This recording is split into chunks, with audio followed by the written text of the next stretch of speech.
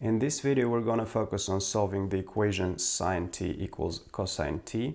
This is a pretty simple equation, but it's always nice to know different techniques and how they're related to each other. Our first method is classic divide by cosine t method. But we have to be careful with that. When we divide by something, we have to make sure that it's not zero. But we're okay in this situation, and cosine t cannot be equal 0 because otherwise sine t equals 0 as well, which contradicts the basic trigonometric identity. So when we divide by cosine t, we have sine t divided by cosine t equals 1. This is tangent of t, so we have tan t equals 1, which holds for t equals pi over 4 plus pi k, where k is an integer. The second technique is to use basic trigonometric identity. We can consider that as a system of equations, and if we plug sine t equals cosine t into the second equation, we get cosine squared plus cosine squared equals 1, which gives us 2 cosine squared equals 1, or cosine squared equals 1/2, or cosine of t equals plus or minus 1 over square root of 2. Let's find values of t which this holds for on a circle. So cosine t equals 1 over square root of 2 or minus 1 over square root of 2 for these 4 points. But we can clearly see that this point is not a solution of our original equation because there we have a positive sign and a negative cosine. Their absolute values match, but these are opposite numbers. This happened because when we used substitution to solve that system, we squared the cosine. And we lost the information that both sine and cosine should be of the same sign. They either should be both negative or both positive. That's why this point cannot be a solution as well as this point. So the answer is t equals pi over 4 plus pi k, where k is an integer.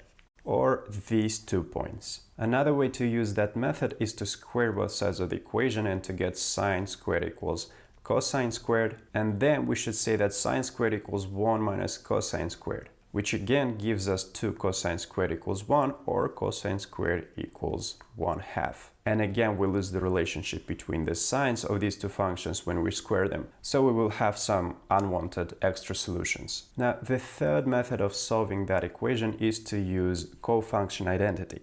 Let's use the fact that sine t equals cosine of pi over 2 minus t. We will have cosine pi over 2 minus t equals cosine t. Now let's talk about when cosines of two numbers are equal. We can see on a trigonometric circle that cosines of two numbers are equal if these numbers are at the same point on a circle or if there's symmetry. So pi over 2 minus t could be either equal to t, or pi over 2 minus t could be equal minus t. And we should also take into account that every number that is integer periods away from these is also suitable for us. So we have to add plus 2 pi k, where k is an integer. The first equation gives us, as expected, pi over 4 plus pi k, where k is an integer, and the second one has no solutions. And now let's focus on our fourth and final technique of solving this equation. We're going to use the definition of sine and cosine on a trigonometric circle and say that cosine of t is an x-coordinate